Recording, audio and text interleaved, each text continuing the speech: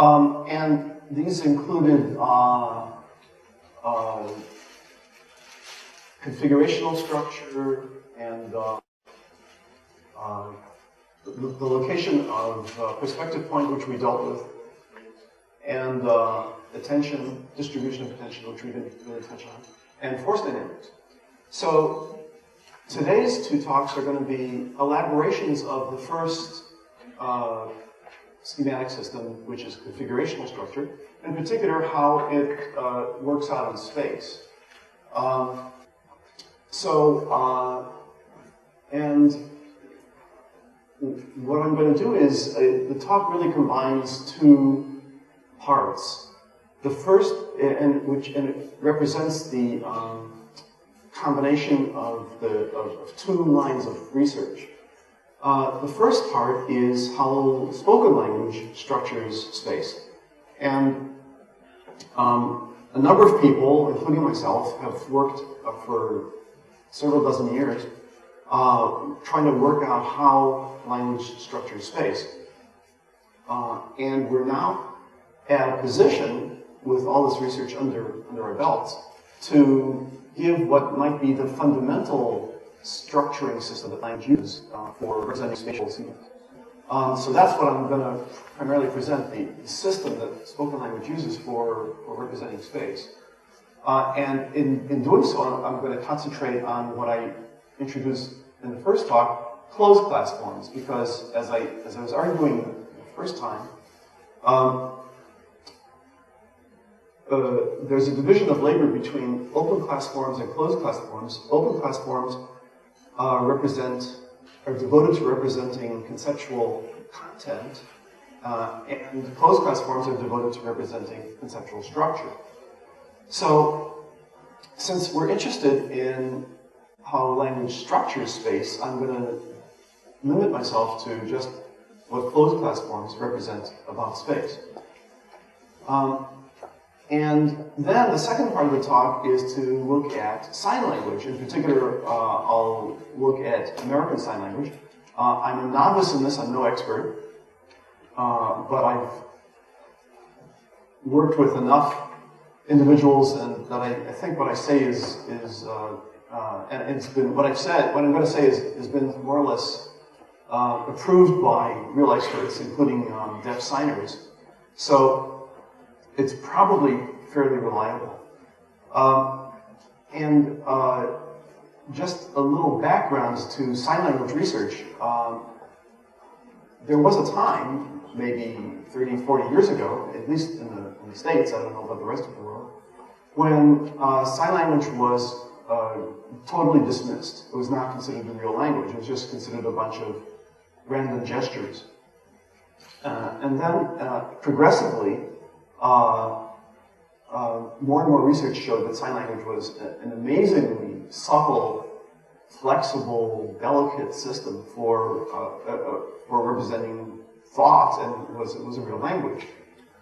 But in the early days of research on sign language, it was probably felt to be politically necessary to still prove that sign language was a real language, and it seemed like the way to do it then was to show that it had the same properties that were then being ascribed to spoken language. So, which was in those days Chomskyan linguistics. So, a lot of sign language research tried to show how much sign language was just like spoken language, followed all the same rules, fit into the standard universal grammar model of spoken language, and in fact, therefore, was governed by what was then proposed by Fodor and also by Chomsky as a module, a language module, which is like a distinct brain organ dedicated to language. So, politically, to prove that sign language was a real language, the researchers, I think, felt obliged to show how closely sign language followed this Chomskyan Fodorian kind of module. However, in the intervening time, and meanwhile, sign language has has gained enough of a status in intellectual and academic communities and in the public in general as a real language. So it's not necessary to bend over backwards to prove its status as a language anymore. And in fact, now it's politically feasible to notice that there are in fact actual differences between spoken language and sign language. There are a number of differences. And in particular, I'm going to dedicate this talk. This talk is all about what those differences are. It's how sign language and spoken language structure space differently. And therefore, what it winds up as is as a challenge to the Fodor module of a single language module. And it's going to end up proposing that instead of a single language module, which handles both spoken language and sign language, that I would propose a much smaller core language system, which is neurally in the brain, which is responsible for what is common to both spoken language and sign language, and then that this core model, in turn, interacts with other outlying systems, brain systems, cognitive systems, for the full realization of one or the other of the two language modalities. So, in particular, this core system interacts with, most closely with visual perception, the visual perception system, cognitive system, together to give you sign language, and it interacts with another system, which I haven't named, but is tentative, to give you spoken language. But I'll propose what I think this other system is like. Okay, so that's sort of the background. So let's then start with the first part, which is seeing how the spoken language organizes its structured space, how it organizes its spatial delineations. And the first thing to look at is just what kinds of closed class forms are the target of the investigation. So that's the first part, and basically there'll be a whole range of closed class forms that represent things like paths and sites and so forth. And they will include closed class forms that are in construction with a nominal, such as English prepositions like on or above, or prepositional complexes like in front of. It will include suffixes like the Finnish illative suffix, which means what? Into, I guess. It will include complexes like the Japanese concept. It will include these sort of spatial nouns that, for example, Japanese has, and actually Chinese has, as far as I understand it, to some extent. Things like ue, meaning top surface. So that to say on the table in Japanese, you would say at the top surface of the table. So these would all be kind of closed class forms that associate with the nominal to represent space. So that'll be part of the target. There will also be closed class forms that are in association with a verb. So English has, some might call them satellites, verb satellites. They include things like forth, they went forth, they ran apart, he ran back. They're not prepositions, they are in association with verbs, and they also represent space. They'll also include things like home, which in English means at home, like he's home now. They'll include deictics like this and that. They'll include indefinites like wherever and wherever and whatever they've got there. They'll include deictics I did like this and that, and also forms like that indicate degree of distance, like way or right. Like you say, it's way up there, it's right up there. So all of these will be closed class forms that represent spatial properties in spoken language, and so those will be the main target of this investigation. So, and I'll skip the next two kinds of things. So here's the, let me give sort of like a summary of the findings. And the findings come in three sections. The first section is, it pertains to the fundamental components or elements that constitute the spatial system.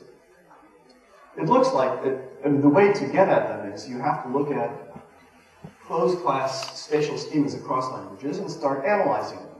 And they analyze down to what looks like a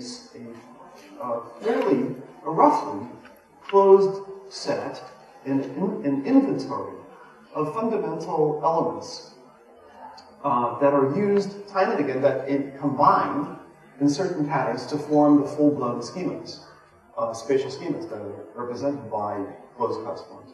So we're trying to analyze down to what are these fundamental particles. And so it looks like there's an approximately closed inventory of fundamental spatial elements. And furthermore, that these fundamental spatial elements group together into some lesser number of categories. So these would be also part of the inventory, some roughly closed set, however large, of categories that these more fundamental particles, fundamental spatial elements fit into. And the third aspect of this is that, therefore, each category will have some relatively small fixed number of fundamental particles that belong to it and nothing else. So just those and none others will be the concepts that can ever be used to fit into a whole spatial schema. Okay, the second thing is then at the level of the whole spatial schema, the finding is that these fundamental components combine together into larger, more elaborate schemas. And so that's the full schematic form, and these are the schemas that are represented by particular closed class forms, full-blown schemas. And any given language, any single language, has some relatively closed number of such schemas that it can represent, because it has some relatively closed number of spatial closed class forms that will represent such spatial schemas. There will be, because of polysemy, there will be more schemas will be represented than there are actual closed class forms. But in any case, the number will be relatively smallish and finite. And the way you can look at these schemas is that for any given language, they represent a kind of prepackaged complex of the fundamental particles, the fundamental components, in a particular arrangement. So each language makes available to the speakers a relatively closed, relatively set of prepackaged assemblies of schemas built up out of these fundamental particles. The third part of the way that spoken language is, I should immediately point out that almost none of this is the way sign language is going to do it. Everything that I'm now saying is going to hold for spoken language. Almost none of it will hold for sign language.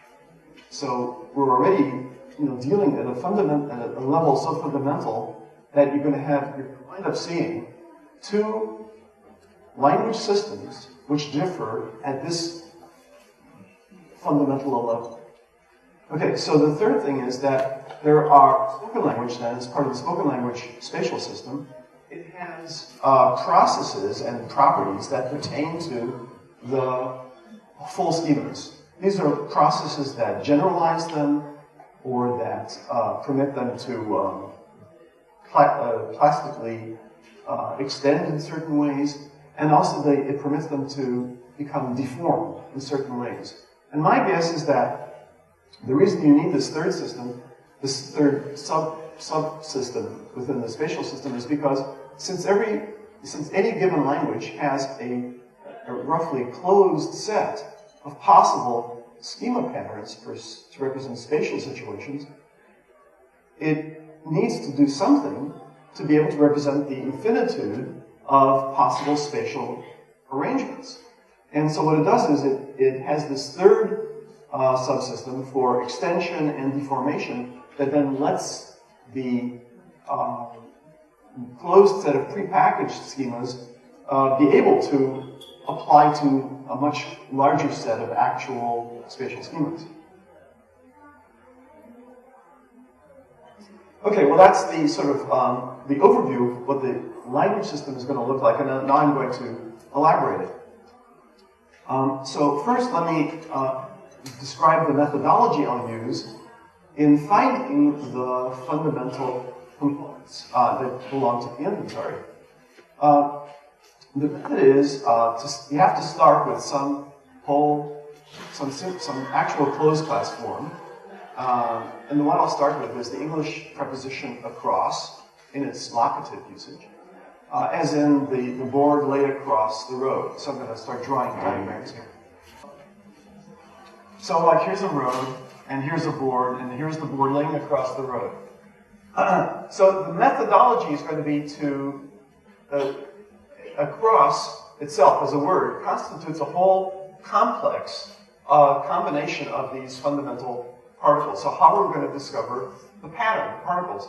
The method is to systematically alter one factor at a time within this situation and see if the word across still applies to it. And if it does, fine. If it doesn't, we know that that change we just made, that element we just changed, is criterial to the composition that across represents. So, for example, and we're going to now go through a set of these elements. So, the first thing we need to know is that there's two parts to this. There's the board, which is what I call the figure, and there's the road, which I call the ground.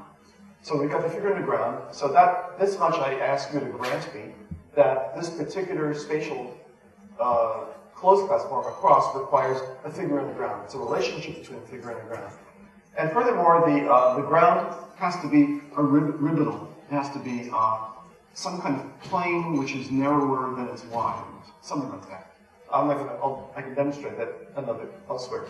But now let me go through some additional parts that have to be true for you to be able to use across. Well, first of all, the figure, the board, has to be linear in character. If it were planar in character, like a plane, you would no longer be able to use across. If this is the road, and this is some wall siding, you would now say the wall siding lay over the road. You wouldn't say lay across the road, typically. So we now know that one component that across requires is that the figure must be linear. And we can start adding these up. Here's the across word. We're going to have, number one will be figure is linear. And we're going to add them up. And if it's planar, then we're all of a sudden in an adjacent word, the word over. Okay? So that's how we're going to do it. So the next thing is the across schema. What if we move the board? Right now, the linear board, is perpendicular to the main axis of the road. The figure's length is perpendicular to the main axis of the ground. What if we make it parallel? It's like this. We can no longer say that the board is across the road. Now we would have to say the board is along the road. So you can add here, I'm not sure where I am, but 2 is perpendicular, and if it's not perpendicular, then you're already in the realm of along. Another outline. So now we've got 2 components in the across schema, namely, or we've got more. It has to be a figure in the ground. The ground has to be like a strip. The figure has to be linear. The figure has to be perpendicular. Okay. There's more. The figure, in addition, has to be parallel. The plane of the figure has to be parallel, or the line of the figure has to be parallel to the plane of the road, because if it's like this. If it's not, then you would have to say the board is sticking out of the road. You could no longer say the board lay across the road, or is across the road. So that's another feature. Yet another one is the plane, the line of the linear figure has to be adjacent to the plane of the ground. Because if it's not adjacent, if it's like this, you can no longer say the board is across the road. You have to say the board is suspended or is over the road, is above the road. So now I've got above instead of across. Or if it's in there, you just have to say the board is in the road, not across the road. So that's another feature that's necessary. Yet another one is that the length of the figure has to be at least equal to the width of the ground. So here's the road, here's the board. Its length is at least equal to the width of the ground. What if it's not? What if it's smaller? Well, here's a baguette, a French loaf of bread. You can no longer say, everything else about this baguette is the same as before. It's perpendicular, it's adjacent to the road, it's everything else I've had about the board still holds for it, but we still can't say that it's across the road. We now have to say simply the baguette lay on the road. So we can't, we've lost across again. We're still not done. Here's a road, and I could put a board like this. Well, this fits everything that I've listed so far, all the components I needed for a cross, for the board. It's perpendicular, it's parallel, it's adjacent, and so forth and so on, except you can no longer say it's a cross. The best you can say is one end of the board lay over the edge of the road. That's the best you can do with that one. You certainly can't say a cross. And we're still not done.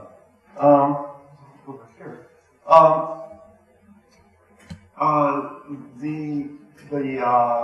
Another requirement for a cross is that the figure has to be horizontal. Whereas the ground, the road, is typically horizontal, but it can be vertical. So let's say this is now a wall, and we've got a sphere hanging on the wall. Well, you can now say that the sphere is hanging across the wall. That's fine. But this, you cannot say across. Now you have to say the sphere hung up and down on the wall, or something like that. But you can't say across. So a final component of the across schema is that the figure has to be horizontal. Okay, so this is the methodology, and by this method alone, we already know that we've already isolated some components that from the total schema, so that the across word represents a total schema, spatial schema complex.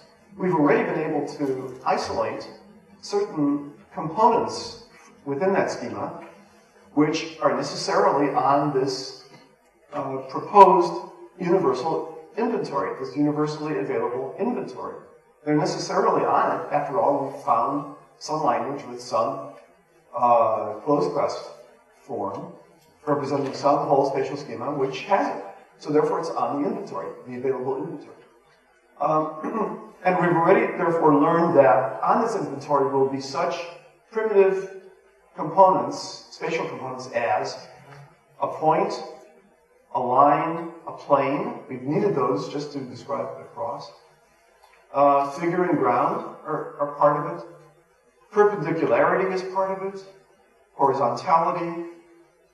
Well, I forgot to mention that the horizontality actually means to be parallel to one of the Earth-based planes. The Earth itself defines a grid, a vertical grid and a horizontal plane. So for something to be horizontal means to be parallel with that horizontal plane. So horizontality, parallel, perpendicular, adjacency, these are all fundamental components that are going to be in the spatial inventory. Also boundedness, so a point bounding a line bounding a plane, and so forth.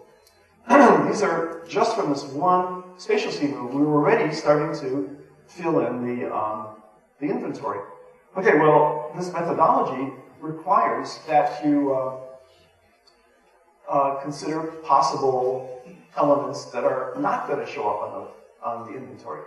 So one element to consider is, let's say, here's the board. Well, the board happens to be planar itself. So maybe, and the board was aligned like this across the road. So maybe we should test out, maybe you need a concept of a planar figure, planarity, and a particular coplanarity, that the plane of the board is coplanar with the plane of the ground, the road. Is that a necessary component? Well, the answer is no, not for the word across. The word across doesn't care. You could have the board lying this way. You could say the board stood across the road on an edge, or lay flat across the road. Either one, the word across is unperturbed, it still stays there, so it doesn't care. So maybe coplanarity should not be on the inventory. But wait, first you look around for other closed class schemas and see if it ever gets used, and sure enough, it does. In another English schema, the one for over, one of the meanings of over, as in the tapestry hung over the wall. Well, here's a tapestry, here's a wall, tapestry hung over the wall. It has to be coplanar. You would not, if this is a string of beads, you wouldn't say the string of beads hung over the wall. You would say it hung against the wall. So you need a plane here to say that the tapestry hung over the wall. Well, that's coplanarity. So sure enough, we just look a little further outside the word across, and now we do find coplanarity. And so therefore that also has to be one of the fundamental elements that's on the inventory. Well, let's go further. Let's test further. What about the category of the property of flexibility and or rigidity, and the category that it would belong to, degree of rigidity? Well, you can test it out with a cross, and you could try using a flexible cable. If a flexible cable lay that way, would you say across? The answer is yes. You'd say the cable lay across the road. So the word across doesn't care if the figure is a flexible thing or a rigid thing, like a board. It doesn't care. And then you go look around for some other words, and you might have a hard time ever finding any spatial schema that cares about the state of rigidity of any of its objects. If that's true, if that holds out, then that concept, degree of rigidity, would not show up on the inventory. It just wouldn't be one of the fundamental spatial elements. So that's the methodology.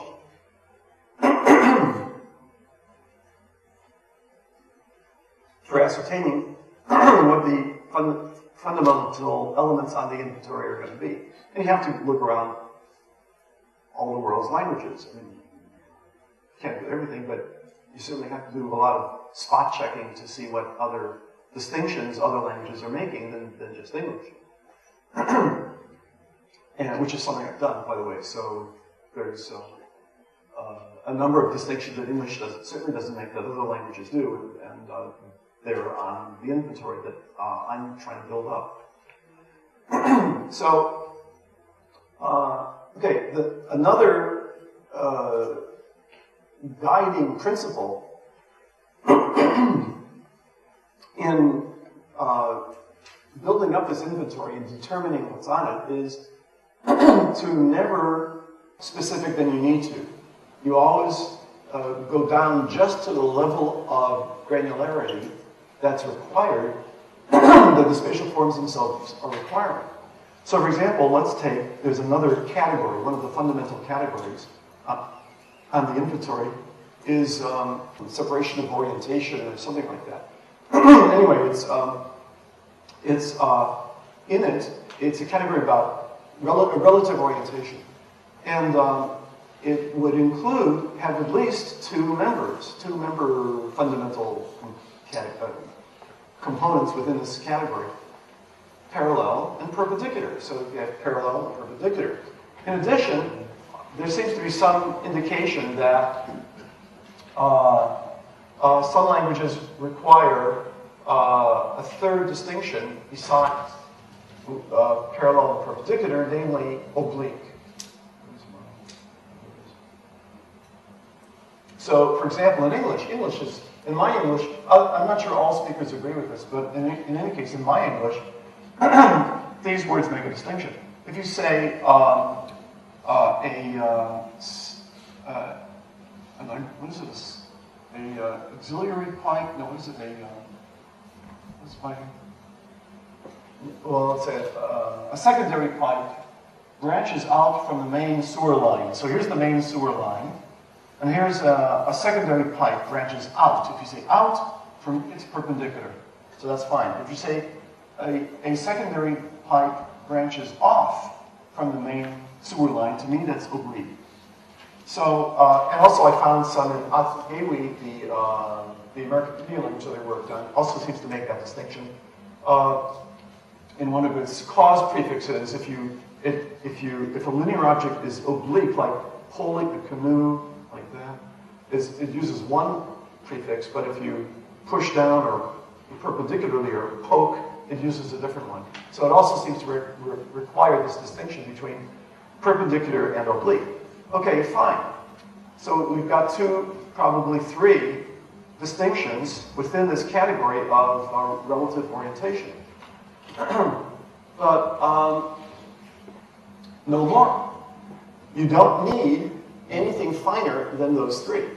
Now, this is into other cognitive systems. We've got a lot of other cognitive systems, for example, vision and motor control, and you can easily see further distinctions of angle, and you can certainly feel them, but it seems like nothing finer than that ever makes its way into the linguistic system for representing spatial structure. I failed to make this point well enough in the first talk yesterday. Let me draw this point out again. I was showing that the word across is magnitude neutral. So you can say the ant crawled across my palm and the bus drove across the country. So the word across abstracts away from magnitude. But other cognitive systems don't. We have plenty of cognitive systems that are able to discern the difference between these two magnitudes. We have cognitive systems that can tell the difference between being able to see something within a single scope of attention versus the bus trip across the country. You can't possibly do that. Or to cognize it within a single span of attention. You can do that with an ant crossing the palm. You couldn't do it with the bus crossing the country. Uniformity of seeing. It's uniform with the ant and the palm. It keeps changing with the bus in the country. We've got cognitive systems that can distinguish all of these phenomena. But none of that makes it into the cognitive system that is dedicated to closed class forms in language. Instead, all that makes it into those forms is the abstracted, idealized delineations of its schemas, which is what it cares about. The across schema, like this line here, and an arrow, that's all it cares about. Everything else is abstracted away. Well, the same is true here. In this case, it's the degree of fineness, the degree of granularity is highly limited for spatial distinctions. As far as it goes into this structuring system that language uses for space. Okay, so now, with this as the methodology, we can now start laying out, well, what are some of these categories and the members that are in them? All right, let's start that. And I'll spend some time now doing that. So there's you can divide this inventory into three types of categories. One type of category pertains to partitioning the whole of some spatial scene into major parts. Another are those categories that pertain to the spatial properties of just one single element, one of those parts. And a third class within this is those categories that relate one part to another part, relationship between two parts. So let's start with the first one. The first one is how the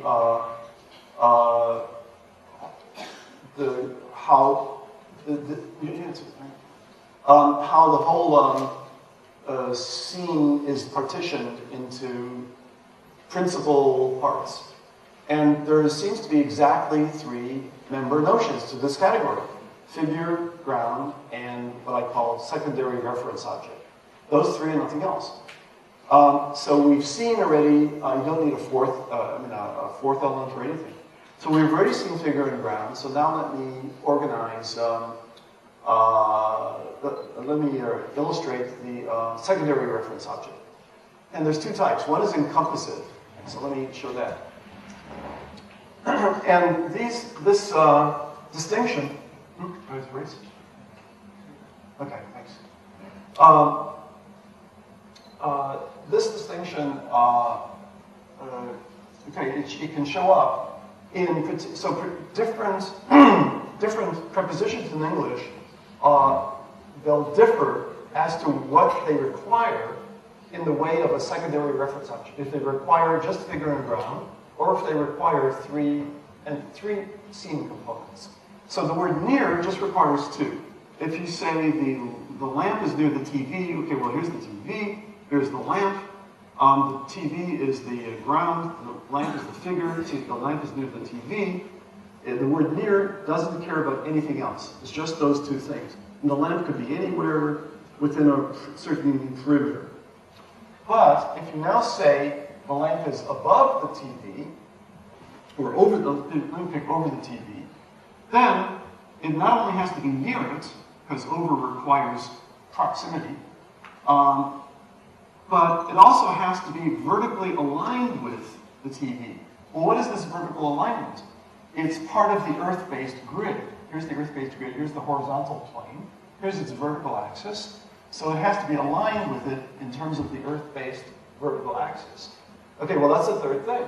So the word above requires not only two things, the figure and the ground, the same figure and ground, but also a third thing, a secondary reference object. In this case, it's what I call a encompassive third thing. It's the Earth-based grid encompasses everything. In addition, there is an external, you can have an external type of secondary reference object. And that is, okay, take the word past. So here's a border, here's a car, which has been here and is driven, and now it's over here. So I can take my binoculars, and I can look at it from this side of the border, and I can say, the car is past the border. And I can look at it, I can step over here and do the same thing and say, the car is past the border. Fine. So all that past everyone cares about is two objects, the figure, the car, and the ground, the border. It just cares about those two objects. But if I now say the car is beyond the border, it takes a third thing, namely, it demands that your viewpoint be on this side, the opposite side of the border from the car. I can only say, the car is beyond the border when I'm here. I cannot be over here and say, the car is beyond the border. So it means that beyond, in addition, requires this third thing. It's an external secondary reference object, namely viewpoint location at a particular place. Okay, so that's the only example. That's filling out this first class of distinctions. It's the division of the whole scene into major scene components. Now, let's look at the next class, which is the properties of individual scene components. Well, I'll go through 5 of them. The first one is just the dimension, and to be sure, there are 4 of them. And it turns out that English has prepositions which are specific as to the number of the dimension for its ground object, for the ground object. So, for example, near just requires a a point ground object. So you could say near the dot. Here's a dot, so it's near the dot. But along demands that the ground is one-dimensional, a one-dimensional line. So like I walked along the path. Over, as we just saw with the tapestry over the wall, flat against the wall, requires two dimensions, a two-dimensional plane. It demands that the plane, that the ground, the wall, be a plane. It also demands that the figure be a plane, but we're just talking about the ground right now. And finally, the word throughout demands that the ground be three-dimensional, a three-dimensional volume. So if you have, here's a bunch of jelly, and here are strawberries, and you can say there are strawberries throughout the jelly. That means they are dispersed over a three-dimensional volume. So throughout demands a three-dimensional volume. So now it may not be fair to, in this case there's no real restriction, because after all there are only four dimensions, the 0 through 3. So it's, and in fact the system has all four of them. But at least we know that all four are in use by actual spatial schemas in language. The next one is more restricted, and I call the next category dimension. Number. And there's, it looks like there's only four member notions within this category. One, two, several, and many. Nothing else. So, for example, if you have, you could say the bike is, the word near, again, only requires one. So the bike is near the boulder. Between requires two. The bike is between the boulders, means two. Among requires a few, several. So this is the bike is among the boulders. And amidst requires numerous things, like the bike is amidst the wheat stalks. So there's that. So there's one, two, several, and many. But it looks like no spatial schema in any language ever requires any other number than those four. There's nothing that requires three. There's nothing that requires, that has a notion of too many. There's nothing that has a notion of a dozen, and so forth. It's all absent. And furthermore, on the first talk yesterday, I described how there is this constraint in general on closed class forms as to number. Well, what kind of number can be ever represented by a closed class form? Well, it's even more restricted when it's a spatial schema. It's just those four. There's more than those four if you're talking about closed class forms in general, but just these four if it's spatial.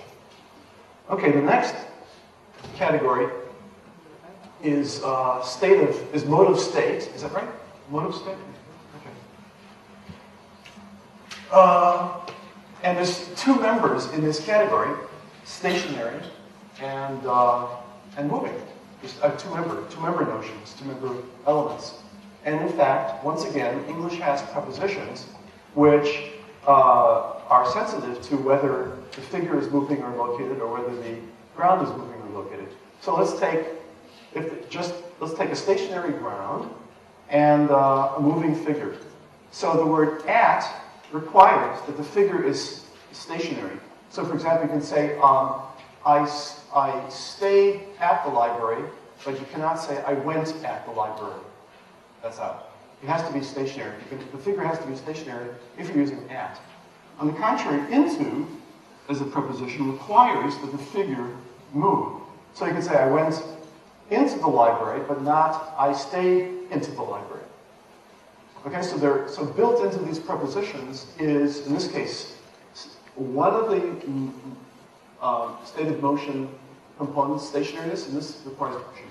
In addition, there are closed class forms in English, prepositions that are sensitive to whether or not the ground is moving.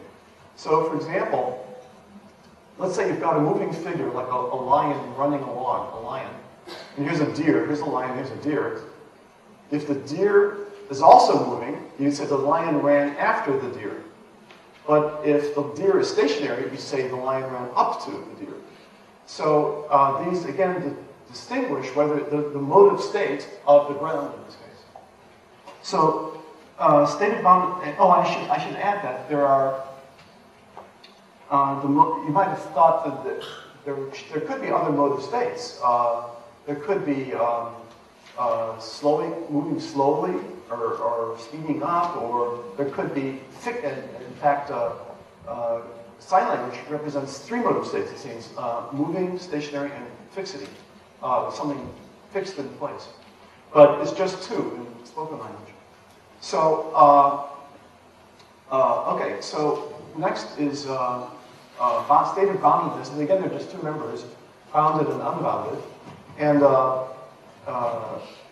there are, again, some prepositions in English distinguish whether the ground is bounded or not. So conceive.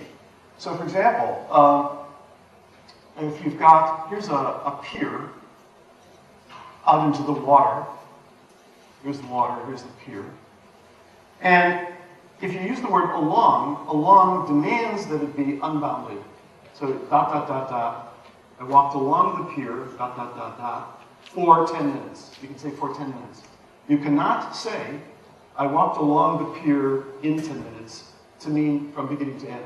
It is not possible. On the other hand, there is another prepositional complex, the length of, which has the opposite properties. The length of, I walked the length of the pier in 20 minutes, that's fine. But you cannot say, I walked the length of the pier for 20 minutes. Some kind of unbounded.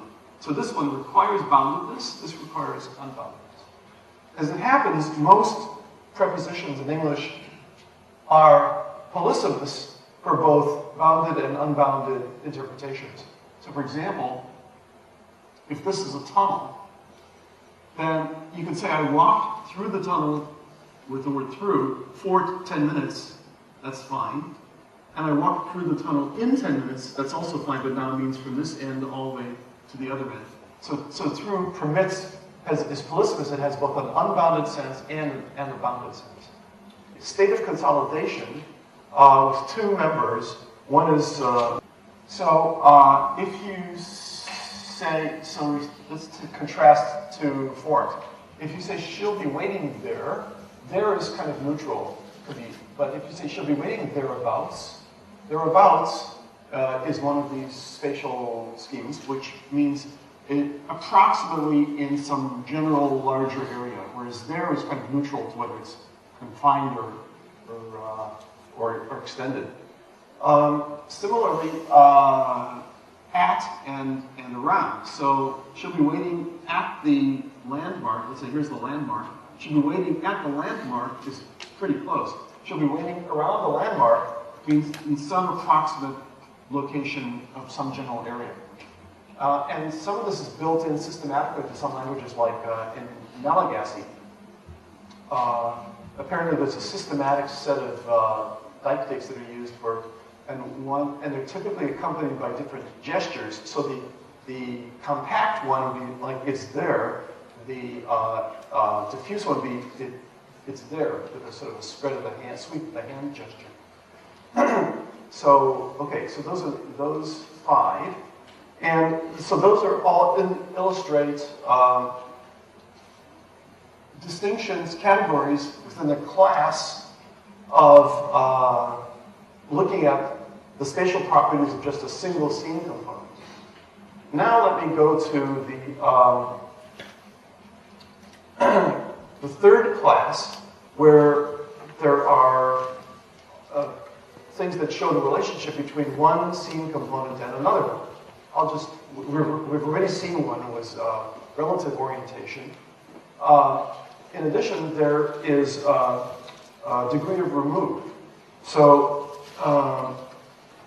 let's look at that. So there's 4 or 5 basic members to that and no others. There's 4 with context, so there's coincidence and adjacency, and then 4 without, 2 without contact, proximal, distal, and maybe you need a medial for some languages. So, and in English, again, you can see all 4 at work in different ones of its prepositions. In this case, you have to sort of tease out the distinctions. So let's take let's start with, there's this prepositional complex, which is in the front of. I'll take it with the word the. It has, in this case, you have to have the word the in there. In the front of.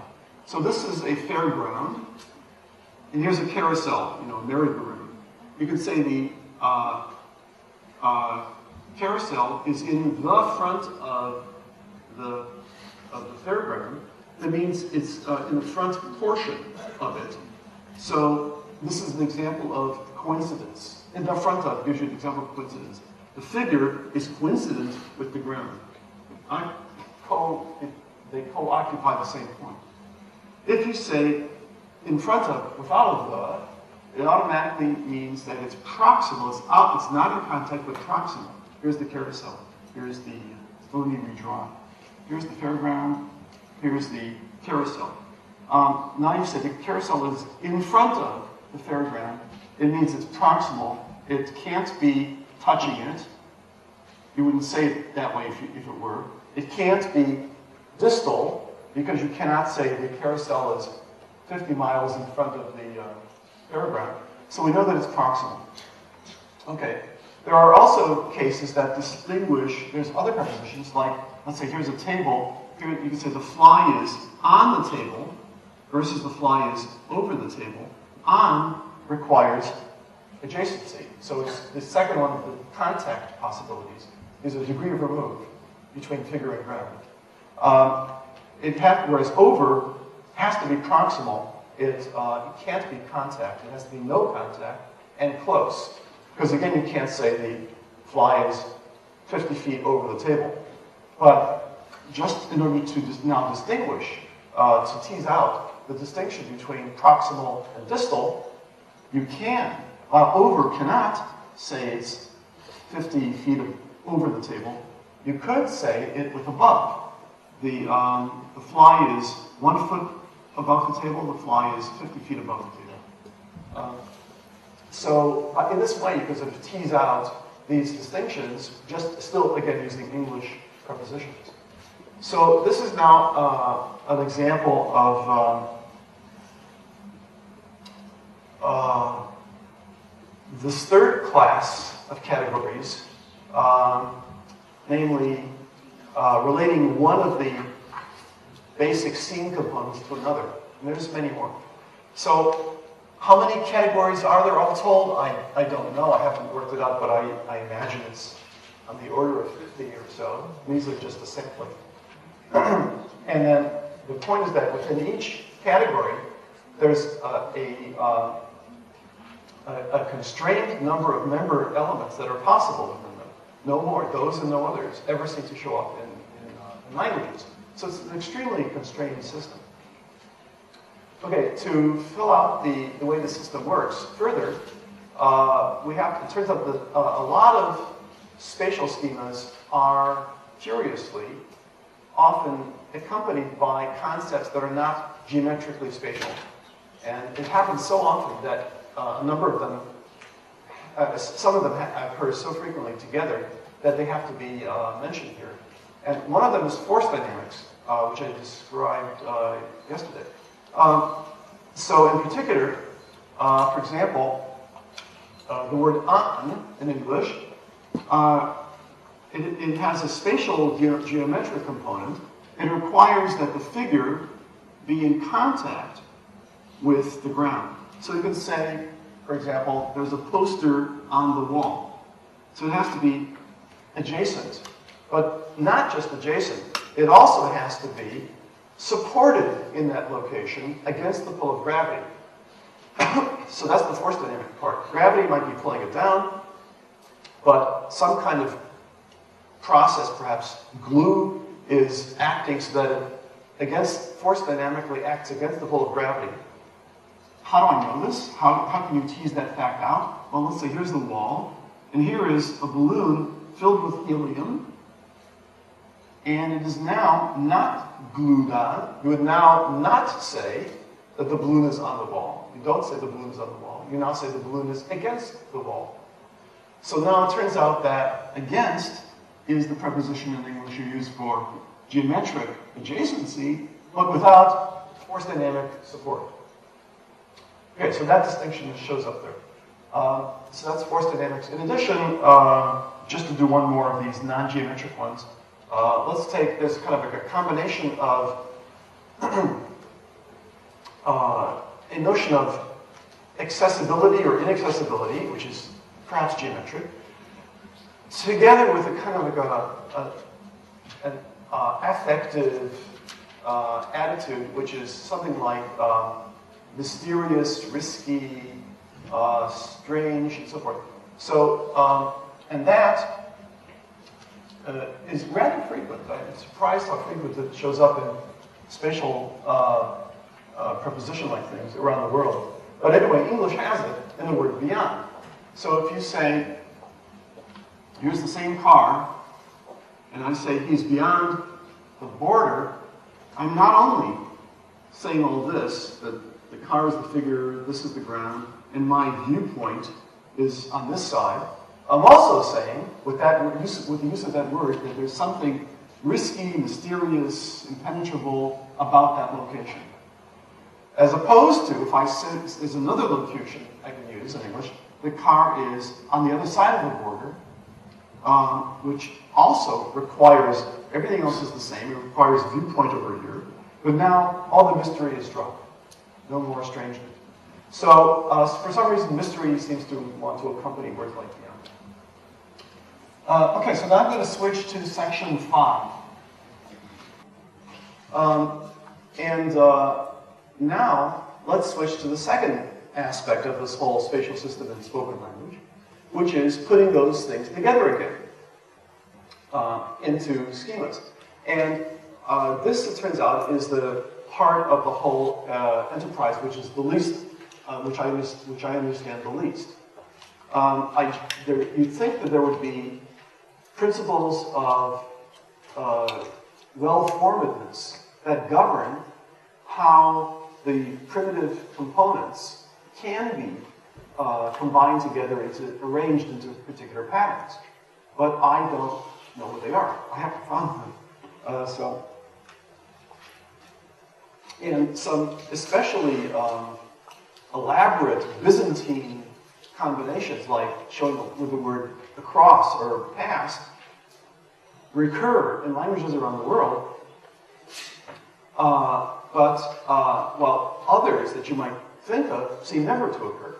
So let's in fact go through the word past and show you how it's assembled. I'm not going to go through everything, but let's say there's a sample sentence, the ball sailed past my head at exactly 3 o'clock. So that would be something like, here's a ball, goes like this. Okay, so it turns out that with all the categories and primitive components that I've found placed on this inventory already, just using those, this complex schema can now be completely or seemingly exhaustively characterized. And I go to the list, shows you everything. I mean, among other things, the ball is the figure is idealizable as a point. So is the ground as a point. The motor state of the ball is moving, not stationary, and so forth. It describes a line, which is one-dimensional linear path. But to show some of the particulars that are special so among other things, the ball has to go this way, to one side. If the ball went this way, you wouldn't say the ball sailed past my head, you'd say the ball sailed into my head. And if the ball were over there, you wouldn't mention my head at all. You just say the ball sailed along over there. Then the ball has to be to one side of my head. If it were in front, you wouldn't say past, you'd say the ball sailed in front of my head. If it were over, you'd say the ball sailed over my head. And it has to be horizontal because if the ball sailed this way, you'd say the ball sailed down alongside me or ball sailed down in front of me. So these are all the ways that you know that using the same methodology that I used for across, this is how past is built up.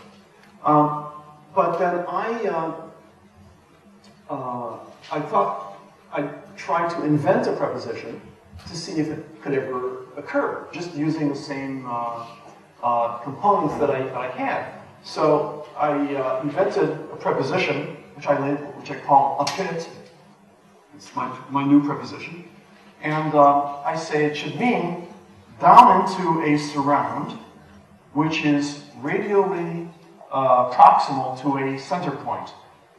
So for example, let's say here's a house, and here I dug a pit, and I poured water down into it. So that's the schematic configuration. It's built up out of all the pieces that I've already discovered.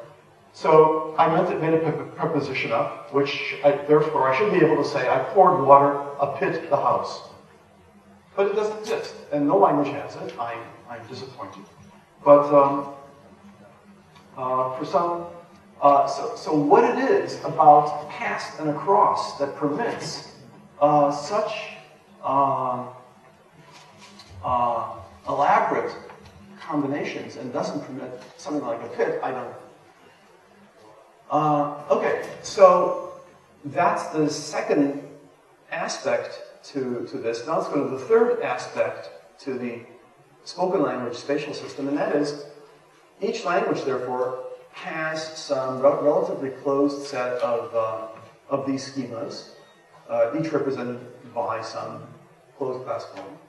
And the thing is, how does spoken language then make that do for all the thousands of spatial situations that arise? Well, it uses these processes of plasticity. The same schema can be extended and distorted and so forth.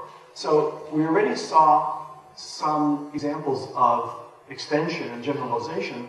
The first lecture, which are repeated here, for example, there's the topological character. The same preposition, like across, can be used regardless of how big the path is. So it's magnitude neutral. And the word through can be used regardless of the shape of the path. So I zigzag through the woods, I circle through the woods, and so forth. So those we already discussed. So those are examples of plasticity that, or generality that allow a single preposition to cover quite a wide range of, where a sign language would never represent these two different throughs the same way. It would represent them much more like I'm showing you. They wouldn't be grouped together into a single word through. Similarly, so let me skip to a new example of extension, and that is the one which I'm calling extendability in ungoverned dimensions. So let's take the word out in English. It has the word out has a radial sense. So you can say here's an island. You can say the boat slowly drifted out from the island. That suggests a set of concentric circles and moving along a radius through that kind of imposed radial geometry. That's what out means in English. If you didn't want that, you'd say away. The boat slowly drifted away. That would give you kind of like a rectilinear sense. If you want the radial sense, you use out. Okay, well, now you can extend all this. You can, here's the island. You can say a caravan of boats slowly drifted out from the island. So that's, instead of the one boat, we can fill in this radius. Or instead, here's the one boat, you can fill in the circumference. You can say something like a ripple spread out from where I threw the pebble in.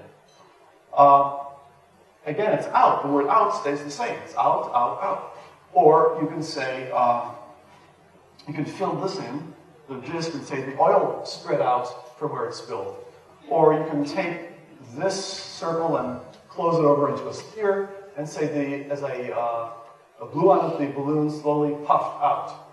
Or you can fill in the interior and you can say the dough puffed out. So the word out keeps getting used for all the additional dimensions that are not built into its original definition. So that's another form of extendability. So in addition to extendability, there is deformation. So for example, you can do some degree of stretching. So let's say this is a perfect across. If it's square, you're fine. That's across the swimming pool, a square swimming pool. If this is a swimming pool like that shape, you could never say I swam across the pool. It's too long. You'd have to say I swam along the pool. But what if it's sort of square, but just a little bit longer, so it's rectangular? Could you say I swam across the pool? Sure. So if you stretch it a little bit beyond what its ideal schema is, then you're still fine in English. So that's stretching. In addition, you can deform. You can cancel certain features. So you can cancel one element of the across schema. For example, here's a boulevard. Here's a shopping cart. You can say the shopping cart rolled across the boulevard, what's the matter? But was hit by an oncoming vehicle. Was hit by an oncoming car. Well, that means it can go all the way across. So we don't have a full across schema, but it doesn't matter. You can still say across. You can cancel the feature of the across schema, which terminates on the further boundary. In fact, you can cancel both parts. Here's a desert, or let's say here's a sand-level playground.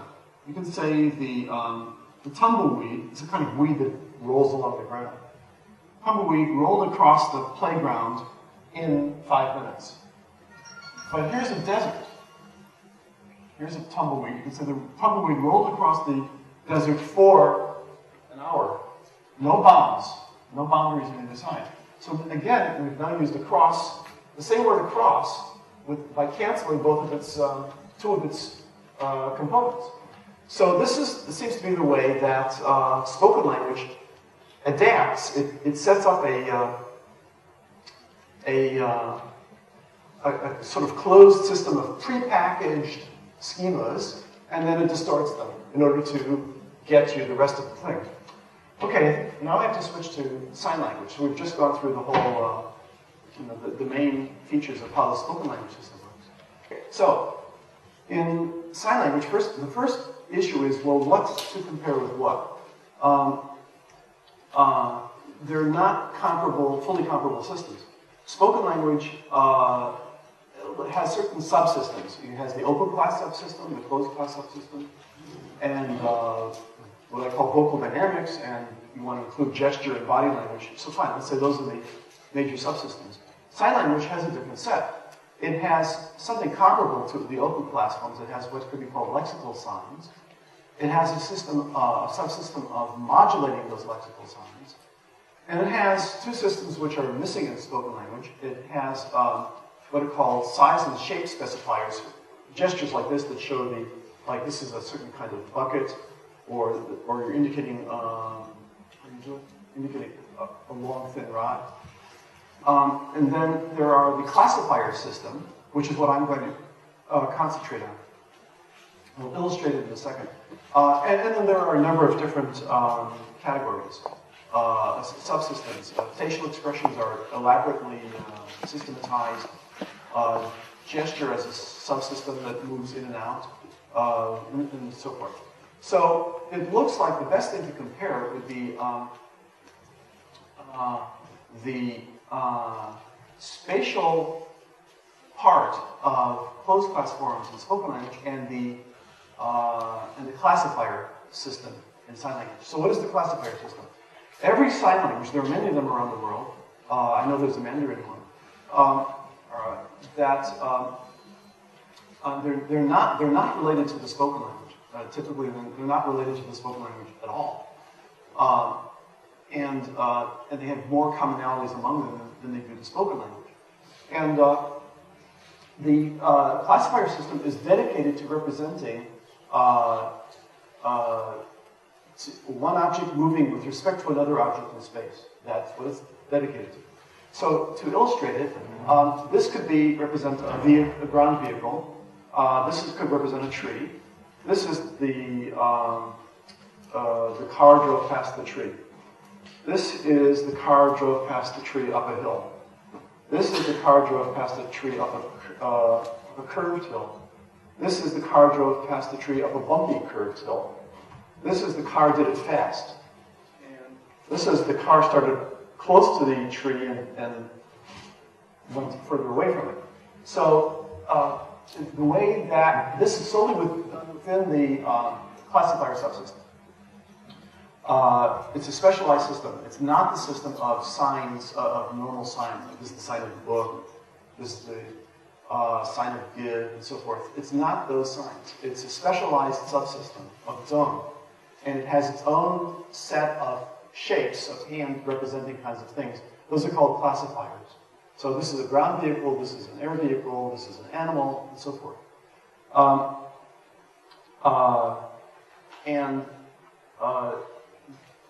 And you can pile up lots of concurrent aspects of space all at once, just as I just showed. And there's reasons to want to associate the classifier subsystem of sign language with this closed class spatial system of spoken language, and they have a number of properties in common. First, in terms of the first talk, I made a distinction between the content versus structure of concepts. Both of these subsystems are on the structure side of this division. So, and so for example, spoken language, or let's say English, has open class forms like enter, but it has a closed class form into. Well, the same kind of distinction shows up in ASL, American Sign Language. This is the sign for enter as a real lexical verb sign. But it's not used at all in the classifier system. Instead, you have a number of more structural kinds of indications, like this would be one kind of enter, this would be another kind of enter, into. It subdivides into a number of different subdivisions, but none of them look like the enter verb. Second thing is that both subsystems are used to represent spatial situations structurally. And the third is they can add what are essentially open class forms or lexical forms, if needed, to amplify the structural things. So in English, you could say, I drove in, rode in. Or you could say, I rode the motorcycle into the cave. So you can add parts like motorcycle and cave. You can do the same in the sign language thing. So you can either go like this, or you can give a sign for motorcycle.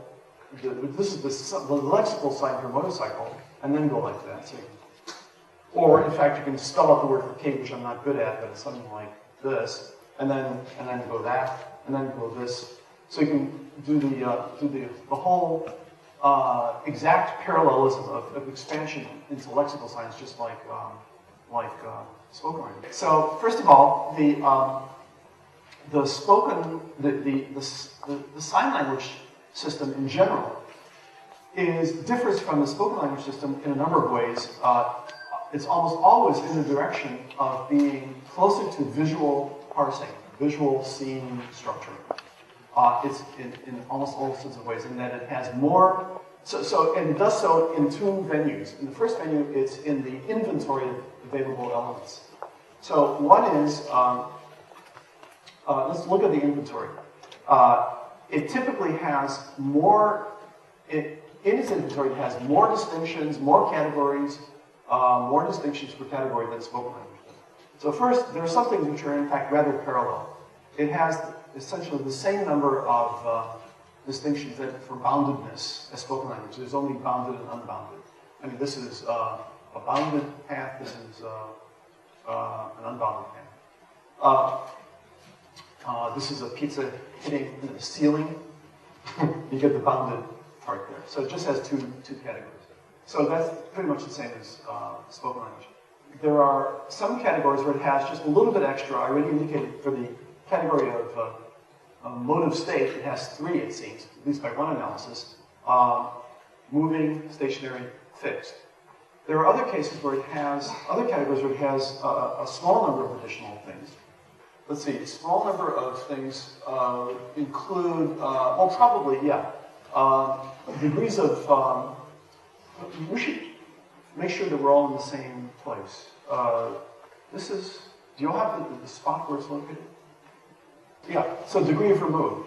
In spoken language, I found 4, maybe 5 degrees of remove. Coincidence, adjacency, proximal, distal. My guess is that the non-contact ones are more finely divided. So if you drive past a tree, you could probably indicate more degrees of pastness than spoken language would. So it's a moderate degree more. Then there are cases where there's, the next one is where sign language inventory has an extensive degree more. So this would be the case for path contours. There's maybe only 4 path contours that are distinguished in spoken language. There's a circle like around the maypole. There's a curve like over a hill. There's a meander like walk around about the town. There's a straight one like walk across the plateau. That's about it. But there's an indefinite number of contours that show up for, that they can be represented iconically by the closed class, by these sign systems. Just show which way the car is moving.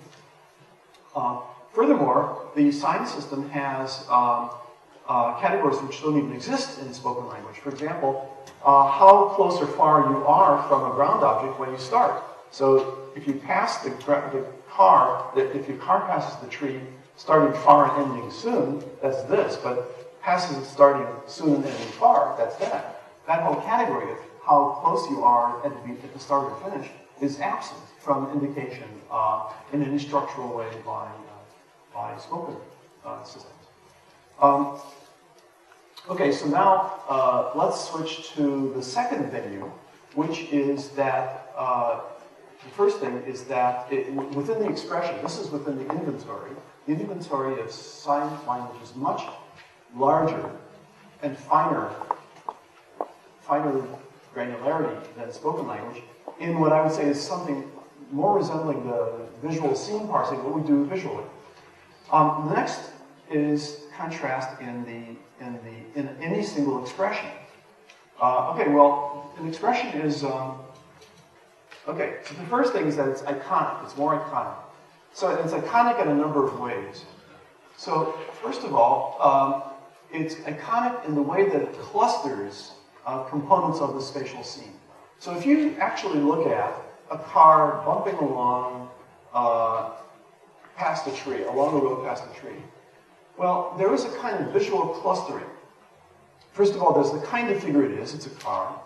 There is the manner in which it moves. You see it bumping.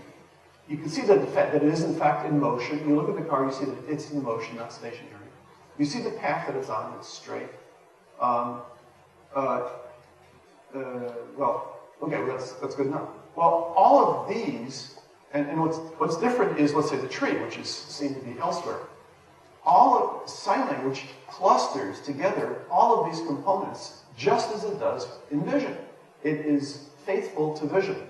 The same single hand clusters together the kind of figure it is, its state of motion moving, its manner bumping, its path straight, whatever it is. So all of this is clustered together. Every spoken language deviates from this fidelity in one way or another. So, for example, the closest English sentence that I might find would be the car bumped along past the tree. Well, in this, you've got the car, the figure, is indicated separately. It's not indicated together with, even syntactically, together with all the other elements of this one object. Bumped, that's its manner, and the fact of motion. The along shows its trajectory, its path, is unbounded linear. Past is the relation of this path to the ground, and then the ground object, which is separate. And one puzzling mystery for me is why spoken languages in general seem to represent the path that the figure executes in relation to the ground next to the ground object. They don't indicate it next to the figure. So it's past the tree. They don't say the car passed or past car passing.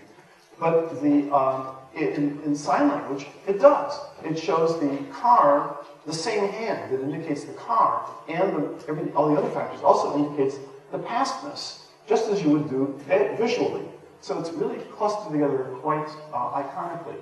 There are other aspects of iconicity that are maintained. For example, in all of all sign languages, it's the object that's moving is represented by the hand shape, whereas the way the object moves is represented by the way the hand moves. Now, I encourage looking at something from a Martian's perspective, and I thought of an alternative that could have happened, but never happens. And that is where it's the hand shape that will show you the path contour. So a straight set of fingers will show you a straight path. Curving the fingers will show you a rounded path, curved path, and zigzag fingers will show you a zigzag path. Okay, and then the way the hand moves will show you the shape of the figure. So this would be a round figure. This would be a straight figure. This would be a linear figure, and so forth. Well, therefore, for that system, this should mean a round figure moved along a zigzag path. But that doesn't exist. No sign language system ever does it. In fact, it's iconic. Again, every spoken language deviates from this iconicity in one way or another. So, for example, if you say, in English, the thing that's moving is typically represented by a subject noun. In Atsugewi, it's typically represented by the verb root. Similarly, the path in English type of language is represented typically by the satellite of preposition. But the path in Spanish is typically represented by the verb. So there's no iconicity. In fact, spoken languages differ from each other. Okay, and the last, I'll skip the middle one, and the last iconicity is if you say, I think I'll skip all the rest of the iconicities. It's a matter of time. Okay, let's skip to number 10. Okay. Yeah. So it turns out that another seeming property of this classifier system is that it seems to represent only what you could see around a narrow scope of focus around the figure object. And I don't know if this is an example of visual fidelity or not, but it does seem to be characteristic. So you should expect to be able to express the kind of figure, its manner, any adjacent instrument next to the figure, and those should all be expressible, and they are. And in this respect, they parallel how English can express them. So for example, if you want to show the immediate instrument of it, like I plucked moss up off the boulder. Here's a boulder. Here's the lexical sign for boulder. Here's the classifier system symbol for it. And then you release one hand and you go like this to show plucking moss up off the boulder. So it's like this. Okay, fine. And you could say it in English in one clause. You can represent it in one clause, in one expression, in this classifier system.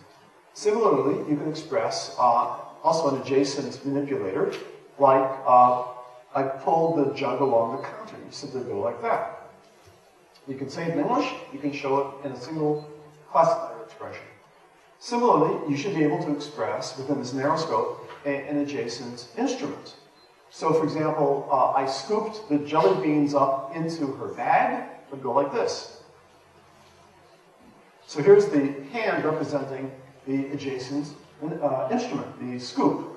Scoop digging down, and you actually curl your fingers in, and then go like that. Okay, you were fine. You should be able to show adjacent manner, because manner, you can see the manner of the figure within a single scope of vision. So here's a cork on water. Here's a cork bobbing. Here's seaweed. Here's a cork bobbing past the seaweed. Fine, you can do it.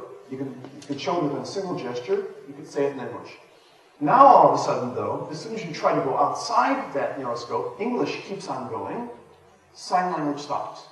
The classifier system stops. So, for example, in English, you could say, I kicked the ball over the goal post, something you can do with American football. Well, it's one clause in English. It's now impossible to do it in one classifier expression in ASL. You have to do it in two. Kick, here's the kick part, and here's the goalpost, and here's the ball going through it. You have to now do two separate gestures. This is apparent because they are temporally separated. The kicking of the ball and the ball's subsequent path are separate events. English is perfectly happy combining them into a single clause, even though they're temporarily separated, but the classifier system won't let you. Similarly, if you try to look further away from this narrow focus, again, you can't do it. English is still fine. So you can say, I walked the memo to the home office. I ran the memo to the home office. I flew the memo to the home office. Sign language can't do that. The best you can do is you can indicate in two gestures. Grab the memo, or took the memo, and drop it, and then rushed. So, two separate gestures. You can't do anything like holding the memo, showing yourself running along. That's impossible. And in fact, if you do this in front of some signers, they laugh aloud. And, okay, so that's another property of the way that the classifier system differs from, say, spoken language. Finally, another way is the sheer number of distinctions. This is 11. The sheer number of distinctions that are possible to be indicated simultaneously. They're enormous. At most, I have found 6 in the spoken language. English is pretty good. In English, you could say something like, the bat flew way on up into its niche in the ceiling. So here's a cavern that a bat flies, and the bat flew way on up into its niche. So you've got way, meaning a long distance, on means continuation of a path, up, vertical axis, positively. In indicates concavity. To indicates path instead of motion instead of locativeness. So what is that? 6, something like that. By my count, the classifier system can make as many as 30 categories of distinction. Perhaps in principle, all of them simultaneously. I'm sure it never happens. There's got to be. I mean, there are co-occurrence restrictions. But you can get, in any case, many more than you could in spoken language. And many more combinations of things together than you would have thought possible in spoken language. So, for example, you can indicate, and then this is the 30 there. So under figure properties, there's 3 distinctions for the size of the figure. So this would be like a small circle thing, maybe a small pizza, medium pizza, large pizza. You get a three-way distinction. And you can also indicate depth concurrently, independently. Small, whatever, film case, larger film case, or bowl, small bowl, medium bowl, larger bowl. So you have 2 size things in 2 dimensions. Or here's another one that does size dimensions. So this is toilet paper coming off a roll. This is film coming off of a spool, reeling off of a spool. This is cable coming off of a spool. I sometimes think that is used like a diminutive. This could be like thread coming off a spool. So these are those distinctions. In addition, let's just to pick one. I distinguish 3 kinds of motion. I did this in spoken language before, and it turns out it's equal to the sign language. So there's internal motion, which includes where anything changes its shape. So this could be a rolled up piece of paper that you let it go and it unfolds and opens up and settles back down onto the table. Okay, that's indicating internal motion. Then, in addition, there's confined motion, such as rotation. So the roll of paper could move this way, that way, or this way, that way, some kind of oscillation rotation. In addition, there's translational motion, where it moves through space. Well, you can indicate all three at once. You can indicate, let's see if I can do it, something like that. So you can indicate all three kinds of motions separately and distinctly. So all of this is kind of, and so possible. The last element there of the sign language system, that's 11.2, I guess, it's the same thing, but it now stresses the other part of this. It's not just how many distinct categories can be indicated simultaneously within a single expression, but the fact that they're independent of each other, they can vary independently. They are not prepackaged into some languages' pre-selection of a nice schema for you to use. On the contrary, you make up the schema that you need on the spot to correspond to the actual physical characteristics. And so all these different things vary independently of each other. The rates at which something moves, the path it moves along, the figural shape, the manner, and so forth, you can vary all of them independently. So, to conclude, we've demonstrated that within this specific realm, namely structuring space, how language structures space, sign language and spoken language do it quite differently. In fact, I would say radically different. And yet they're both languages, full-blown languages done by the human brain. So it demands a reconsideration of theories about the language, so-called language module of the human brain. It can't be identical. It can't be a single language module as described by Fodor and Chomsky if you've got two full-blown languages, both done by humans, which behave so differently in their very, not just structure, but mode of operation. And what I propose is that instead of a full-blown language module, a language organ, I propose a much smaller language system, provisionally, even that can disappear, but let's say a smaller language system which accounts for those characteristics which are in common to both spoken and sign language. And I list in the end of the handout all sorts of properties that are in common to both spoken and sign language. But that, in turn, so this is the more modest language system, and in turn, it, as I said in the beginning, interacts with a visual processing, a visual structuring system also in the brain, so that together, this system constitutes the language system for sign language, and it seems to interact with another system for spoken language. What is this other system? That's the system that is used for prepackaging and modulation of those packets. So deformation and extension of those packets. That's the system that I outlined for spoken language. Well, why would such a system have, remember, language was the last, or that and culture were the last two cognitive systems to have evolved. Other cognitive systems were already in place. Why would this one already have been in place? Maybe it was used for the motor system. It may be that there exist in the motor system notions of pre-packeting rudimentary or fundamental motor components. So a motor component might be lifting one leg, bending at the waist. So, well, it turns out you need several, if you combine certain set of motor components, you get an action of sitting down. Well, maybe that's a kind of pre-packeting Furthermore, you need to modulate the prepackaging for different circumstances.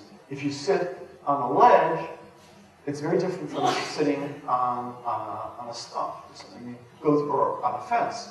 You modify the basic pattern for different circumstances. So maybe there had already evolved something like this packing and modulation system, and therefore it was ready to go to be co-opted by the language system. These are all really speculative ideas, but that's the direction I'm going in. And all of this looks more like what neuroscience is currently finding, that any kind of coherent behavior that one would typically identify as a single thing seems to be underlain by a number of different brain components interacting. So that's sort of what this kind of system looks like. And in turn, what I call the core line might itself dissolve into or resolve into smaller components used themselves for lots of other things as well.